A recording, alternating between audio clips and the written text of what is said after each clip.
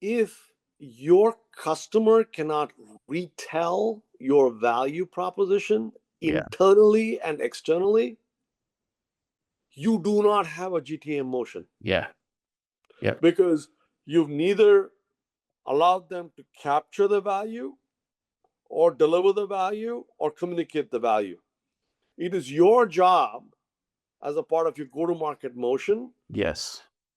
to capture the retelling of that value internally and externally. Yeah.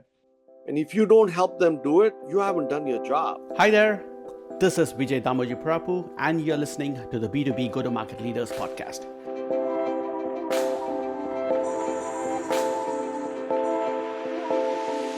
The show where I go behind the scenes with top go-to-market practitioners to discuss their mindset and tactics. Hello, everyone. Thank you for taking the time to listen to this podcast. I know you have a lot of options. You can do any other thing, even not listen to this podcast. But I sincerely thank you from the bottom of my heart.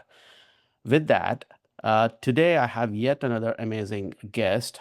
He is from San Francisco Bay Area, but he is super connected across both the Indian market, startup, growth, scale ecosystem, as well as the US. And not just the startup and growth ecosystem, but private equity specifically. So with that, let me introduce PV Bóccasam, who is advisor to private equity firms. So welcome to the show, PV. Excited to have you on the show.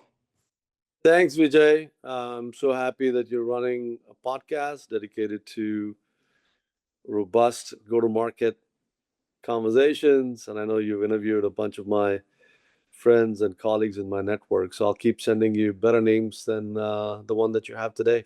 Absolutely. I know I can be very assured about that for sure. But that's not the reason why I had you on the podcast, just to make things clear.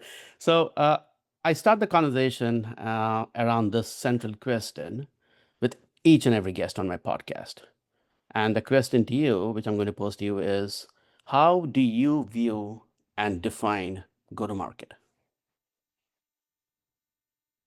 Um, Look, it has a lot of connotations, Vijay, and the easiest one I can think about, right, is that generally people think about it in terms of go forward sales motions. Mm-hmm. I think about it in terms of reducing the risk to buyer anxiety, Nice. Okay. right? So, my definition of go to market is what are you doing to reduce the risk and the anxiety to the buyer? So, if I show up, right, let's say, you know, to a problem, and someone else has already solved the problem successfully, um, it's very easy for you to choose who you would go with, right? So a big part of the go to market is framing it, right, as what is the least riskiest and with the lowest friction possible, right, for the customer to buy as opposed to us to sell, Yeah. right? And it's a mental shift that go to market strategists have to do, which is it's great that you've got this wonderful widget with the perfect marketing, whatever. But what is exactly the customer buying? And how are you reducing the risk of buying from you? And how are you reducing the anxiety post sale? Yeah. Amazing. I think, yeah, I've never heard this angle of go to market before. And true to your word, you, I mean, I know in the prep call you were asking what is the unique insight that I can bring. And you definitely started with that and landed that insight, PV, in terms of reducing the risk for the buyer, Mm-hmm. right? The conversations I've had and majority of the thought process around go to market involves mostly internally, which is, yeah, marketing, sales, and to your point, it's sales and the forward sales motion and so on. And then there is also the layer, which is more Hmm. important, which is the having a view of the market. Why is a buyer even interested in looking for an alternative solution versus what they're doing today? And why should they switch? But you raised and you're highlighting a significant factor in that, which is how to reduce the risk for that buyer because they can be happy with the status quo. What are they Exactly. doing? Right? How are you reducing that risk for the buyer? Right. Look, status quo is also a risk, right, that you can highlight for them, right? Um, Let me give you another angle, right? The other angle here is, look, you and I come with a set of beliefs, right? Everyone has. But I was reading a really interesting sort of book around this. But beliefs are not truths, Mm-hmm. right? Yeah. Um, so the so again, if you wear the customer hat, right? What is the customer already convinced about, Yeah. right? If they're already convinced about, uh, pick your favorite sort of tool, product, solution, right? Trying to convince that customer, I think, is very hard. Okay, I think what go-to-market motions have to be is an understanding what the customer conviction is, Mm-hmm. right, and articulating either a different belief system that you're bringing to the table, or give them a view of the new reality. Yeah. No, totally. So the new reality could be, right, especially in the age of AI, and I'll introduce that, right here, right, is AI, in all of its form, right? If it doesn't reduce their risk, Mm-hmm. if it doesn't improve clarity, Yeah. if it doesn't enhance their operational rigor, right? Yeah. If it doesn't purposefully drive sort of the jobs to be done, Yeah. concept, then they shouldn't do AI, Yeah. right? Like, why would you introduce AI that reduces clarity, right? Increases paranoia, creates chaotic disruption, and no one knows what their job is? Yeah. Why Yeah. would you introduce AI? No, absolutely. I know we can go very deep into just the topic of AI and in the whole world of go-to-market, but you brought up a very important point, PV, earlier on, which is the conviction, Exactly. right? Beliefs and set of convictions from a buyer perspective. There is another angle, which is the conviction of the go-to-market team, Hmm. right? That involves product, marketing, sales, support, customer success across the board, And right? partners. And sorry, what was that? And partners and And partnerships, partner, right? absolutely, yeah, absolutely. That's a huge part of the go-to-market motion. So conviction from a buyer side is one, and but more importantly, what is your conviction, your read on the market, your read on the buyer's segment or the problem set, and why is what you're trying to bring to the market different? Are Yeah. you convinced about it? Do you have Yeah. enough conviction?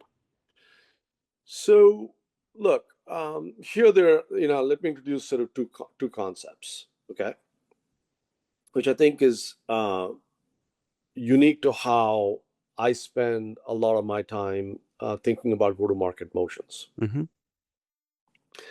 and it evolves around two things, right? The only way to break a customer conviction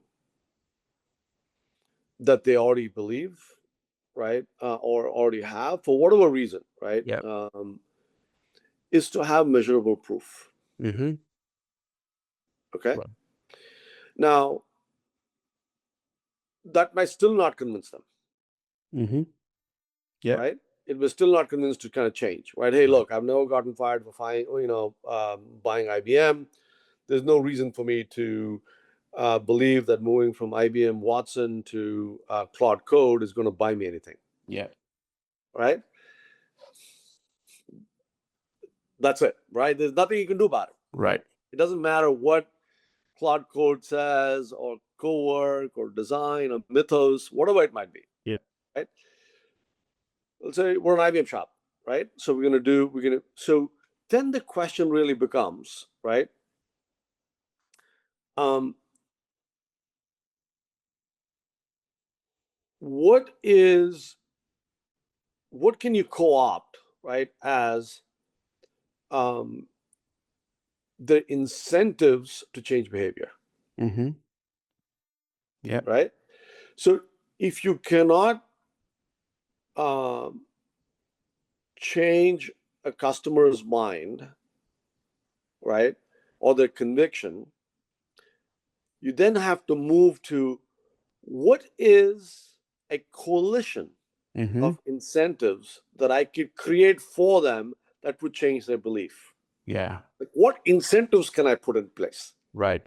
right? The incentives are different than convictions, right? So if Yeah. the incentives are, look, I don't get fired for buying IBM, Yep. right? And their conviction, and they have deep conviction in that. But if you let them know that now, right, there's a new set of incentives, Mm-hmm. right? It's that they now don't get paid for what they know. They now get paid for learning about things that they don't know. Yeah. Yeah. Then you've shifted the economic buying opportunity, Fair right? enough. Yeah. If someone says, PV, why are you, a huge evangelist of driving AI into private equity, right? I've Mm-hmm. written up, papers, as you've seen, around AI operating partner roles, and I've argued that trying to create an AI operating partner is, while interesting, Mm-hmm. you know, every operating partner, right, should have an AI wedge to it, Yeah. right? Because I do think it's going to have a dramatic impact on the margins, right? Absolutely. Yeah. So, um, so the way you handle the changes in customer behavior is understanding what incentives are going to change their behavior. Otherwise, they won't change. Absolutely. So this is a good wedge and segue into something more bigger picture. Let's take a step back here, PV. Sure. And if you can walk our listeners through your career journey, how you got started, and then what led you to what you're doing today. Let's go into that a bit. Sure. No, I appreciate the opportunity. Look, maybe I should start sort of sort of backwards, right? Starting today, like I mentioned, I'm an advisor to private equity firms, um, and right now I have two private equity firms that I work with. One that has a very U.S. Centric AI focus. The other has an India-based US centric focus, which is Mhm. India-based software enterprise SaaS companies Yeah. that want to come to the US, right? And I'm very happy to have to have the privilege, right, to be able to serve on the boards of these portfolio companies owned by these private equity firms. Hmm. Now, how did I get there, right? Why did I deserve this privilege? Um, Largely because I've had the expertise over the last 30 years to build a really good understanding of what it takes to scale private equity owned or a public B2B enterprise software company, right? So my entire focus is always been around B2B enterprise software companies. Now, within this, right, it's always been around very complex enterprise workflows, right? I generally, I tend not to focus on sort of the lower mid market, sort of high velocity, Mm-hmm. sort of this SMB sales, right? Yep. That's not what um, my DNA is. My DNA is kind of high touch, multi-million dollar enterprise sales categories that don't exist yet. Mm-hmm. Um, how did I build that expertise? Now working backwards, I got involved in a company, both um, operationally, right, as well as with the financial hat on.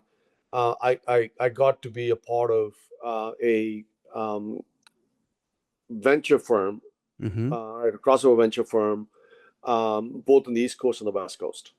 Um, Now they've both since moved on to Yeah. different strategies, and one shut down. So one was on the East Coast and one was on the West Coast. Mm-hmm. But I had a prime sort of seat to bring my operator hat to make investments, Mm-hmm. right? And with investor lens, and then invest with an operational mindset, Yeah. Yeah. right? So my superpower, if you will, right, if that is one, is the ability to be on both sides of the table, Nice. right? Operate with an investor mindset Right. and invest with the optimism of an operator, Yep. right? Absolutely. So that there's a balance between risk and growth, right? A balance between. Now, how did I get that? Because I ended up taking over and doing turnarounds of venture startups that we'd invested in that had peaked out at 20 million, right? Mm. And they were profitable, but they had really no place to go, right? So I brought in sort of a turnaround operator's mindset, right? And making calculated bets and sold those three companies, right? As a Yep. turnaround operator to a bunch of strategics. Well, how did I get there? Well, the VCs that I invested in my company said, hey, you built and sold three large companies, Mm-hmm. and you took one public company called Appian Public, which will Yep. roughly do about $800+ million this year. Mm-hmm. Um, we don't want you to start another company. Why don't you come help us with a portfolio? Yeah. Now, why did I end up becoming an entrepreneur? Because I think I was frustrated, right, about how fast things were moving in a small company called Microsoft at that time, Mm-hmm. right? So Microsoft gave me the confidence, the go-to-market thinking, Yeah. the product mindset, the competitive mindset in the very early years of Microsoft. So I was there from the early 90s Mm-hmm. to 1997. So when I got my 7-year itch, I decided to start my entrepreneurial journey. Yeah. So I went from working for one of the greatest companies on earth, Microsoft, to leaving it during its to its lean years. Mm-hmm. So I kid around saying, when I left Microsoft in 1997 until 2007, it didn't do so well for a Yeah. decade after I left. Um, but then I ended up, creating, three categories that still exist today. When I started in TiVo, there was no category of identity management, Mm-hmm. identity and access management. We created that category called IDAM. When I sold that to a company called Symantec, I moved on to creating a yet another category called GRC, which still exists today. So GRC is again a category defining multi-billion dollar entity. After And sorry, that, we what moved what to is supply chain. GRC? What does GRC stand for? Oh, great question. GRC stands for governance, risk, and compliance, Got it. right? Which is now a core part of anything that we talk about. Yeah. And then I moved on to understanding enterprise risk management. So I went from Mm-hmm. identity to identity governance and risk, which is called to move to governance, risk, and compliance. Yeah. to higher level now, which is enterprise risk management, right?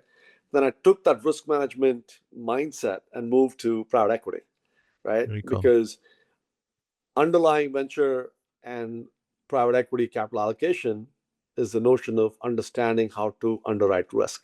Yeah. So that Amazing. brings the full circle of what I do, which is understanding where risk comes from, how to underwrite it, and how to make money from it. Amazing. Amazing story. It reminds me of the Steve Jobs quote or what he mentioned, right? You do what you love and you continue to do what you love to do. And then you never know how the dots get connected, That's right. right? That's what I'm seeing. I mean, the way you articulated your journey, it's not like you had a vision of, hey, I want to be in private equity, but each step that you took for the next phase, it built you for the next phase. That's right. And I can tell you, right? I mean, stepping away from a cushy general partner job at venture capital to go back to run and fix a turnaround company, a $20 Yeah. million, 10-year-old company with culture issues and churn issues and Right. positioning issues. Why would I want to do that? Yeah. Well, if I'd never done those three things and got my ass kicked, I would never have learned the discipline of what it takes to sell it to private equity, Absolutely. right? Yeah. So going through a diligence of an insight partner's uh, diligence process kicked my ass, right? I Yeah. learned what it takes to when I say to my current CEOs that I'm supporting, look, private equity is going to strip you naked anyway. Yeah. You might as well be buff, right? Yeah. Give every Yeah. part of your business a workout. You might as well be buff, Yeah. right? So they strip you Absolutely. naked, Yeah. right?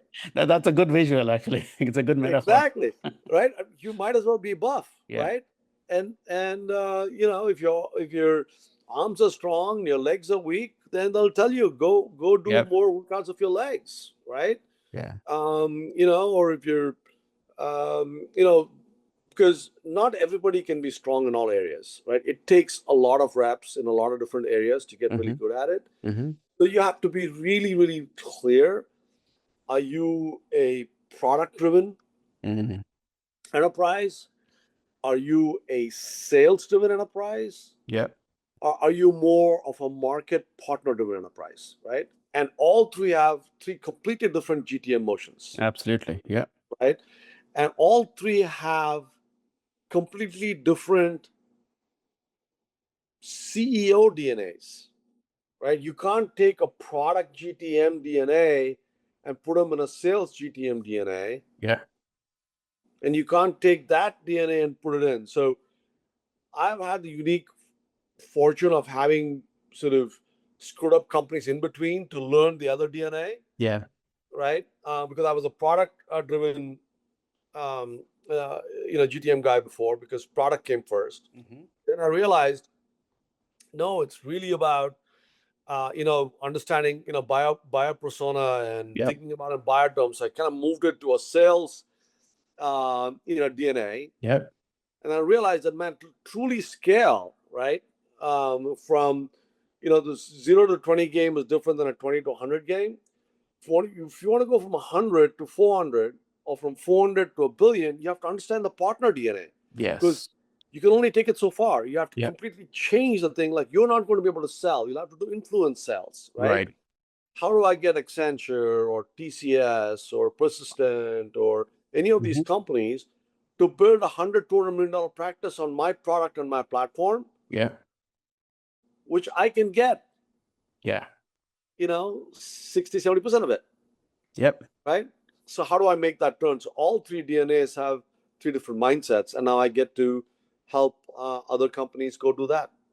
Amazing. So each story that you shared, we can go deeper into it, but let me surface two that will be super helpful for the listeners as well. One is how and when did you arrive at what your DNA is, which is you're not cut out for SMBs, you're not cut out for consumer, surely, but how did you arrive at that notion that you are made for enterprise sales? Look, when I was at Microsoft, right, we had a very sort of unique position right, to be the largest sort of consumer company in the world, right? Yeah. Because we were selling boxes, right? Right. You would go to Egghead software, or you would go, right? Yeah. Later on, you could download software, but OEM, right? You would go pick up a Dell laptop and you would turn on, you would get Windows or Office, right? But when Microsoft decided to go to the enterprise, right? This is 30 years ago. I don't know if they knew how to spell enterprise, Yeah. because they really thought that people in large data centers will stick a CD in across thousands of machines and hit setup.exe, Interesting. right? Yeah. I'm like, look, I went out and visited a whole bunch of customers. Like, that's not going to happen, right? So if you think about how the enterprise products inside of Microsoft evolved, um, they literally had no idea of how to go from pushing boxes through distributors and CDWs Yeah. into this classic enterprise mode, Yeah. right? And in consumer, obviously, they learned their lesson from trying to sell the Windows Phone, which turned out was not the same thing as pushing boxes either, Yes. right? So my sort of learnings, right? So in some ways, to answer your question, it helps to have your blinders on, right? So if the jockey on this horse, right, know only to stay in this Mm-hmm. lane, Mm-hmm. you're gonna figure out how to run faster, better,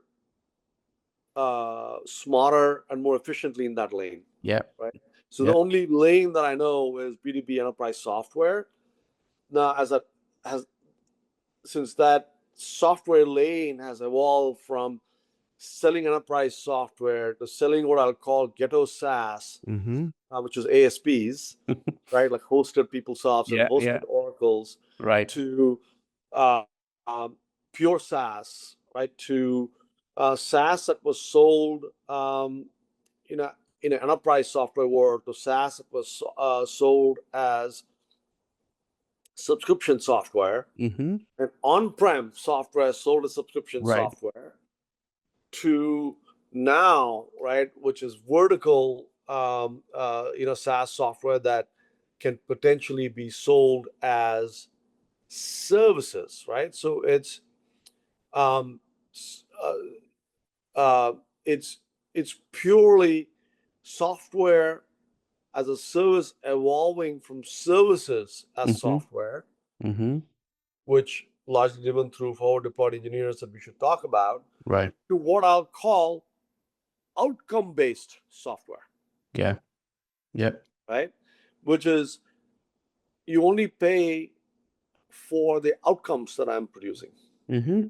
right? It Yeah. comes back to the other point that I made, was like GTM is really around understanding and getting paid for measurable proof, Yes. right? So, like, for example, if I were a cybersecurity company and I was selling into a large enterprise, I would only pay the enterprise software cybersecurity company for every cyber event that they resolved. Mm-hmm. Mm-hmm. Yeah. And they could charge me $10,000 for resolving the event, Right. right? But if you're having 5 trillion events in a global enterprise every day, and only 2 events or 3 events are material to my business, Right. I'll pay you for that. Yeah. You can charge me $10,000 an event. Yeah. That's an entirely different shift in go-to-market mindset and even the business model for the company. Exactly, right? So if Palo Alto, right, is making 20, 30, 50, $100 million selling their security solutions from the gazillion companies that they've bought, I would ask the CIO of the largest software company, hey, tell them at the end of the year, I might still pay them Yeah. $100 million, Yeah. but show me $10 million events that was worth solving, that you Yeah. solved for me. Yeah. No, absolutely. So if I have to extract the insight to the question which I raised earlier, why enterprise versus SMBs, right? It's almost like the scale and the complexity involved is what I'm sensing which is completely different from a SMB self-serve to maybe a small sales motion. Yeah, Is it that? comes back again to this question of measurable proof, right? Yeah. Or capture of enterprise value. I'm happy to pay you $100 million in the enterprise, right? But can you, let's say in a cybersecurity example, can you show me $10 million events that was worth solving that you deserve Mm, 100 million? mm, I would happily do that, right? yeah. Yeah. Right? If you are GE or Boeing worldwide, right? I don't know how big the cybersecurity budget is, right? And if I were an enterprise sales guy selling for responsible go to market for the aerospace defense industry, and Mm-hmm. I'd say Boeing at the end of the year, right? This is Jan 1st today. At the end of the year, my job is to show you, okay, that I prevented $1 billion in loss for you. Yeah. How much is that worth? Oh, that's worth $100 million for me. Exactly. The 10x. Okay. I will underwrite $100 million worth of value for you today. But on December 31st, you better keep the check ready because I'm going to come back with receipts, Yeah. right? Where I can prove to you measurably that I stopped attacks from nation states, sovereign states, that's going after your IP and assets that's worth billions of dollars, Mm-hmm. right? And you're paying me 1%, Yeah. right? To 10% of its value, pay me at the end of the year, Right. but you must first demand from me the measurable proof that you captured value. Correct. Then I can do all my belts and whistles and dashboards and this and that or Yeah. whatever, and then say, okay, I have been able to solve 10 million dollar events for you that makes me deserving of your $100 million check. Yeah.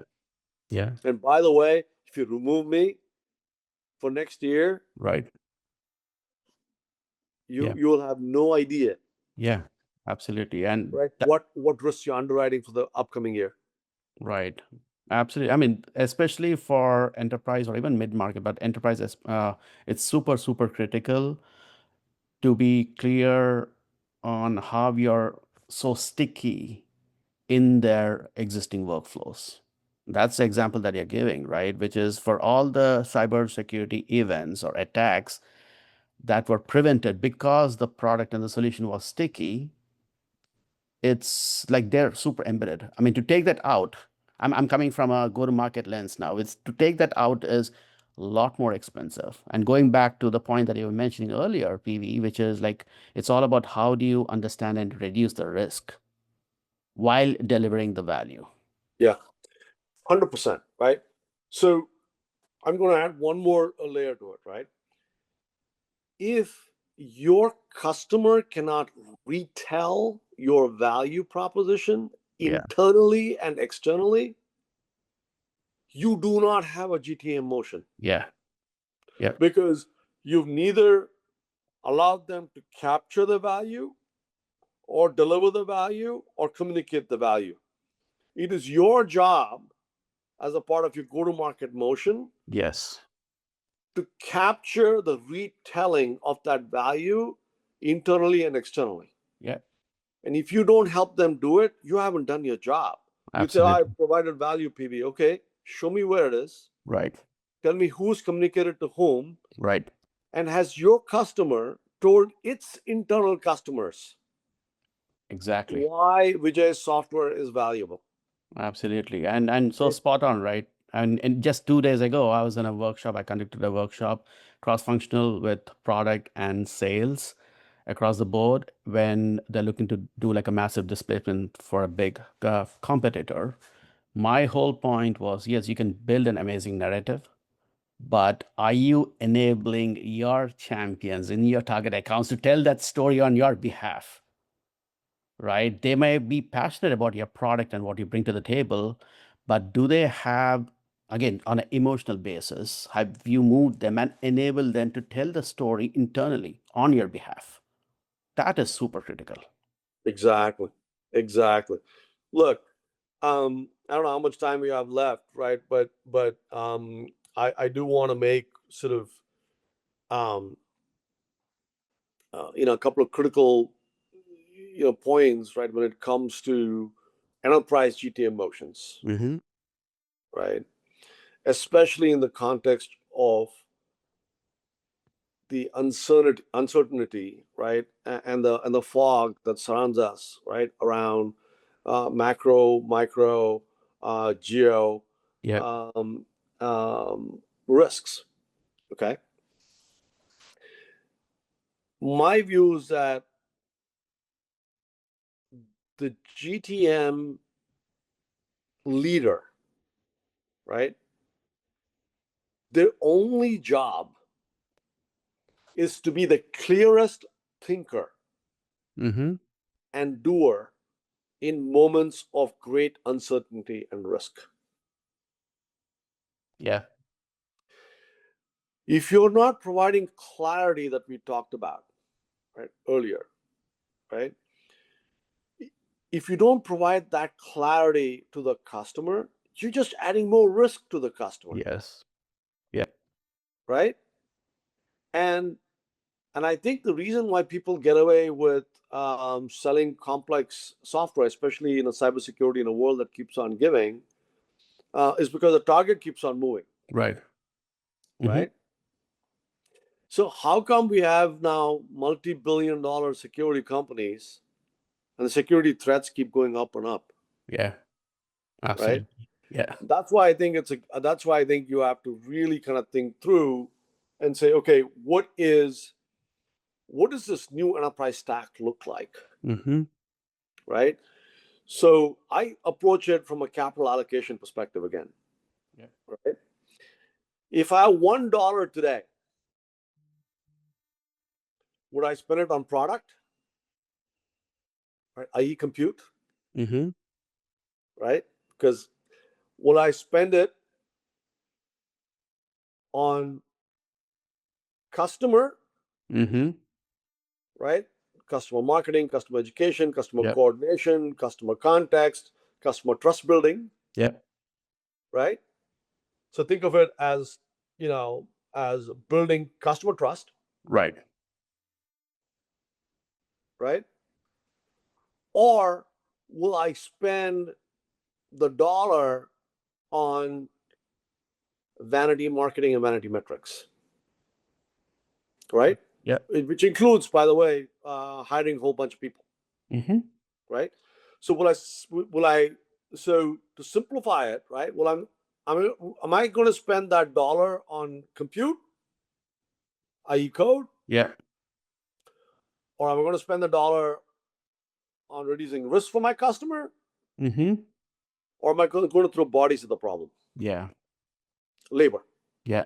No, It's totally. quite clear where the GTM for AI native companies are heading, because the growth that we've seen for AI native companies is 5x Yes. traditional AI SaaS, traditional non-native SaaS companies, right? Correct. The question is why. Exactly. The Yeah. question is why.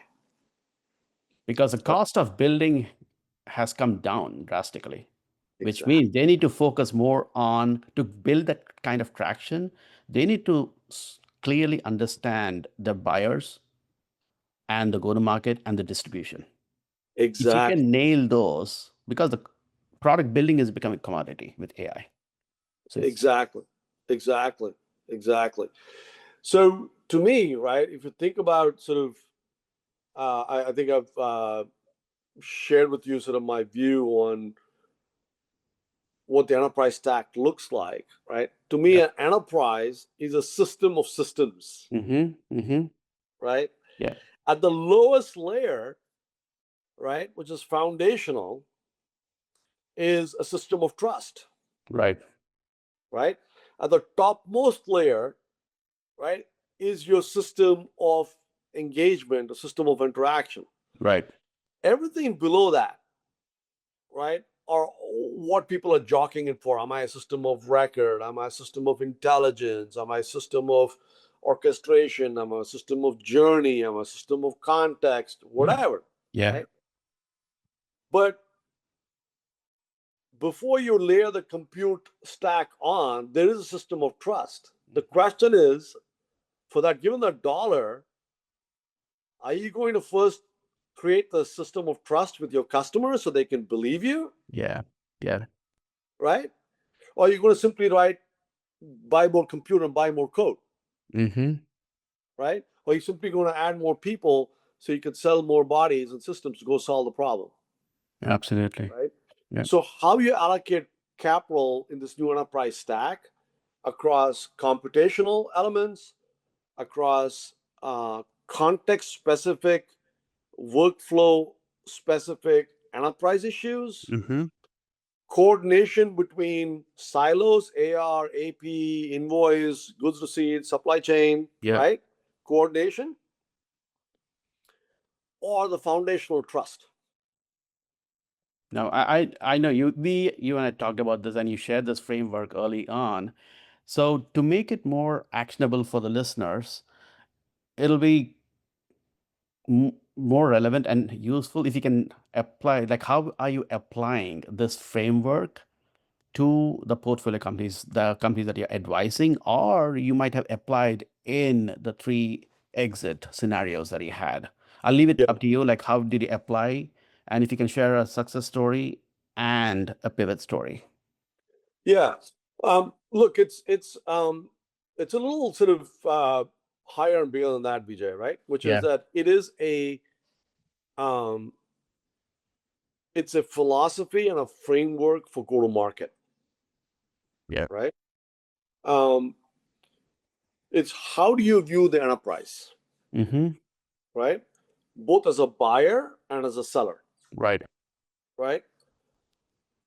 Enterprises today don't wake up every day saying, I want to buy a platform for this, Yeah. right? Platform for X. Because if every vendor is selling a platform, how many platforms are going to have, Exactly. Yeah. right?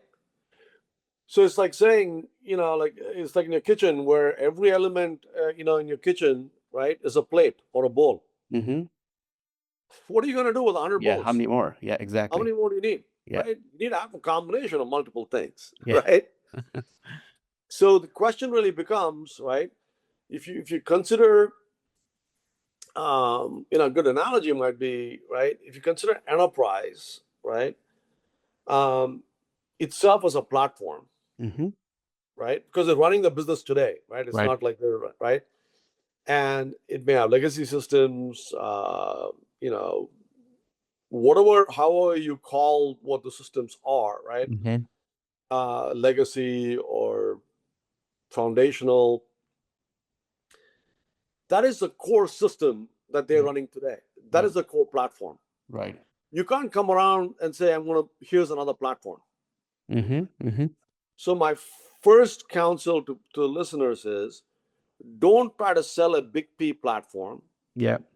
Unless you are a ServiceNow or a Salesforce, don't even try to sell a small P platform, Mm. right? Because Yeah. even Salesforce is a small P platform. Even ServiceNow is a small P platform because it still has to connect to all the other systems that they have, Right. right? Yeah. Their claims processing system, their payroll system, and a whole bunch of other stuff, right, that they have. So a bigger issue that you have to think about is going back to the old concept of the job to be done, Mm-hmm. sort of issue is what system are you eliminating or automating, Yeah. Yeah. right?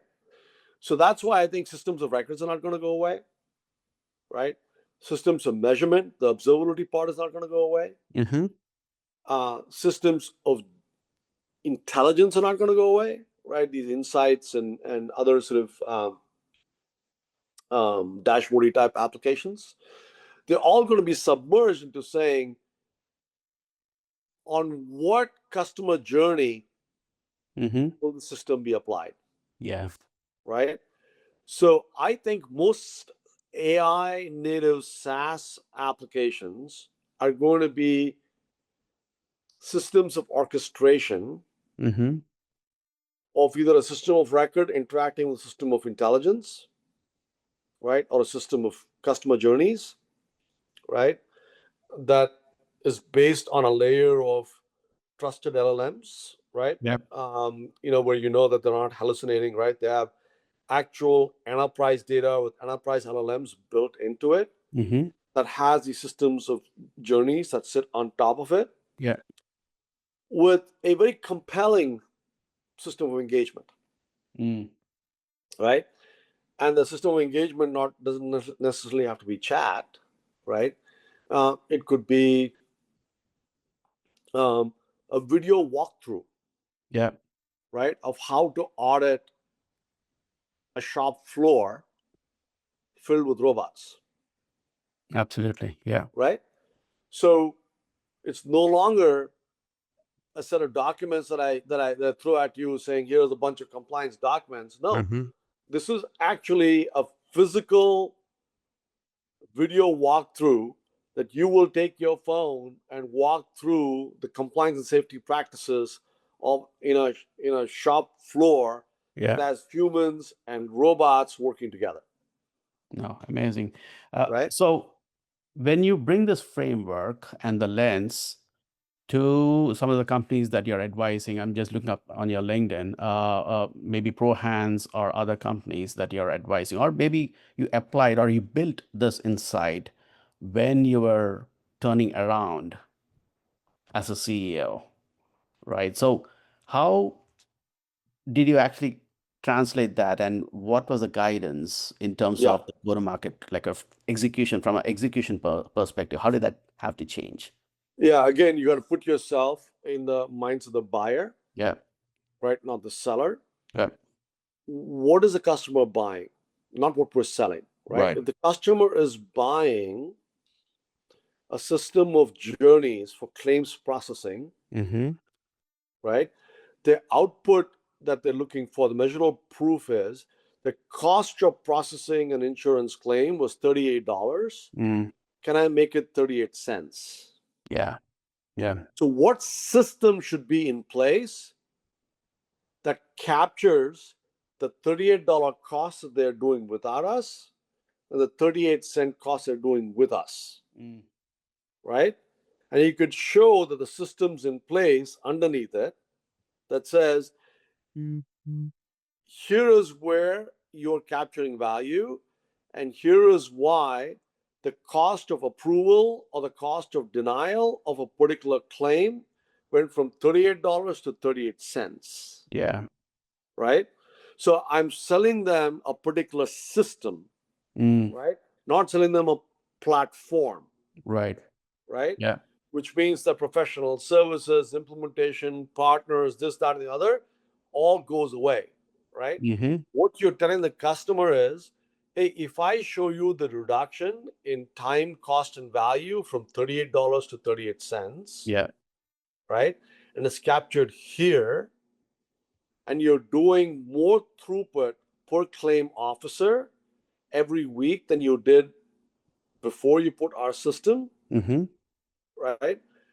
Here is the receipt. Here is the proof, Yeah, right? So measurable proof is a consequence of putting systems in place, mm, right? So you start with the 38 cent in mind, yeah, right? By helping articulate the belief, right? So coming back to what we're talking about, if the customer is convinced that $38 is cheap enough, the only way to solve the problem for that customer is to show that it can be done for 38 cents. yeah, absolutely, If you show them it can be done for 38 cents measurable proof, say, how the hell did you do it? right, And what do I have to do to change it? They'll say, well, I'm going to change this system. yeah, I'm going to change this system. I'm going to mm, change this system. yeah, And if it means changing the system of how they're onboarding insurance brokers, right? Or how they're onboarding claims officers, or where the claims officer is spending time reviewing documents or waiting for approval for documents, or bad documents being submitted, you should be able to catch that in the first 5 minutes of the claims processing process than waiting until the last 10 minutes, right? yeah, Because it's, oh my God, I didn't have this claim, but I'm issuing them a check. right. Now, this is a great lens. In fact, this is great piece of advice for all the SaaS companies who are not trying to, they have to compete with the AI native companies that are eating away their lunch. This Exactly. is the lens that they need to bring now. So what I'm saying is that help reduce the decision fatigue Mm-hmm. of the customer. Yeah. Don't make it hard for the customer, right? To think about why they should go with you. Reduce the uncertainty and the risk for the buyer.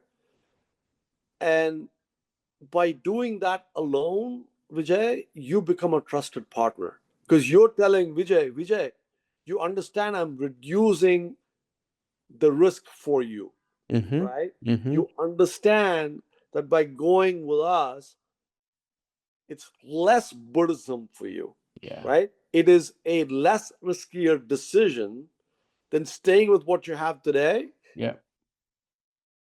versus going with me. But that can only come through measurable proof. Absolutely. No, this is great. I mean, we are coming like towards the end of the show, just last couple of minutes, which also translate to last two questions that I have for you, PV.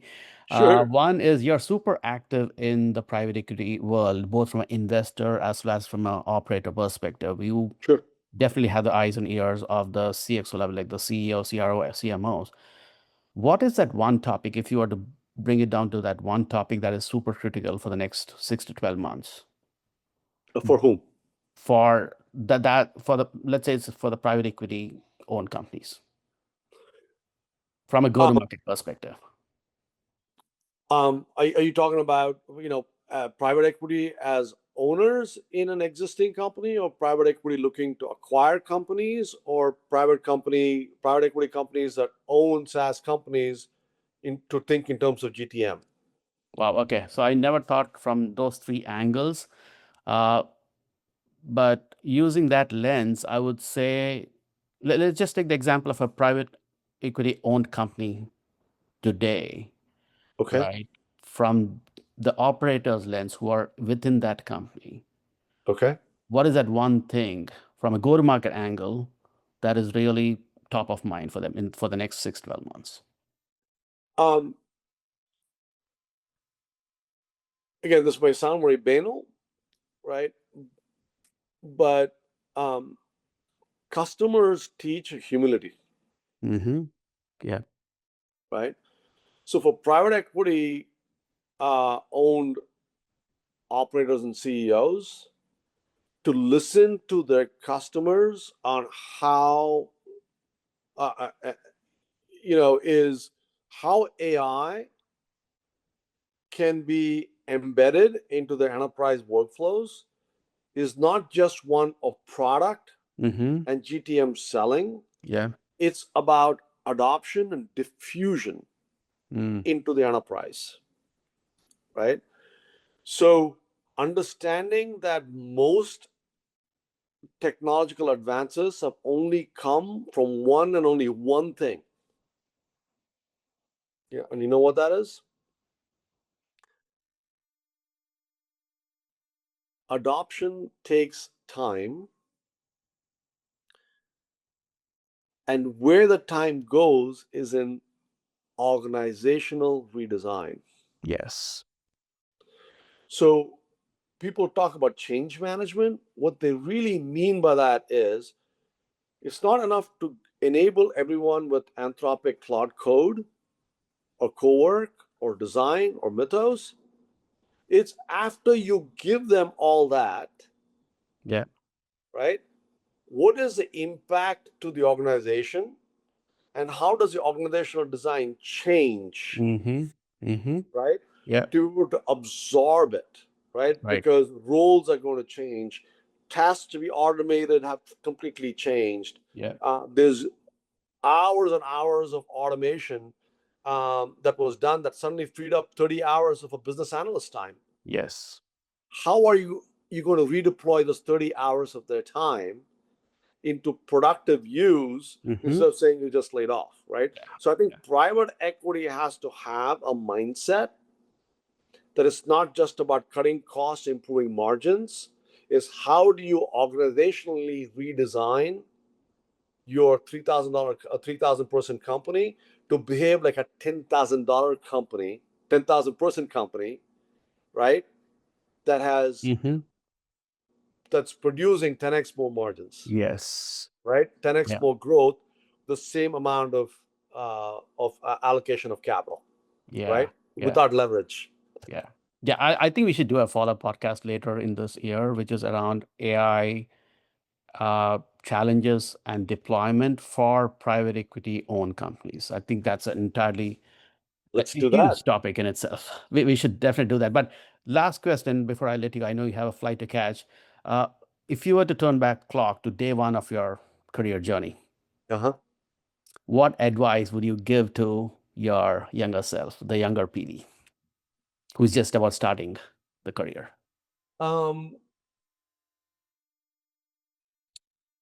It is never a sprint. It's always a marathon. Pace yourself, Yeah. right? Finding the tempo and finding the pace at which you operate is going to be very critical, right? And I wish someone had given me that advice, that pace yourself, young man. Yeah. It's a long ways to go, right? Absolutely. Because it's very easy to burn out, Yep. right? Especially when you join, companies like Google or Microsoft or any one of these companies, there's a tendency, right, to behave like the world is going to come to an end, soon, right? And that, but what you realize is that, whether it was the steam engine or the electricity or the mobile phone, Yeah. it takes time for adoption, Yes. right? And it takes a long time, to be able to see your impact, right? So measure, do things today, right? Measure daily, but look for long-term impact, Yeah. right? Not Yeah. short-term shocks, Yeah. No, super right? critical, especially in this world of high dopamine, TikTok consuming world. They need to Yeah, rewire their mindset yeah. around that. So I think, life's a marathon, not a Yeah. sprint, right? So it's Yeah. very important to conserve our energy for things that matter the most. Absolutely. All right. Excellent. Thank you. Wonderful conversation, PV. Yeah, good luck to you and the team and folks you're advising. Great conversation and look forward to having you round two later this year. Thanks, Vijay. We'll look forward to seeing you soon and keep doing the great work for the Thank- GTM community. Thank you. Bye. Hi there. Thank you for listening to this episode of the B2B Go-To-Market Leaders Podcast. I have all of the show notes and a full transcript on strativ.com.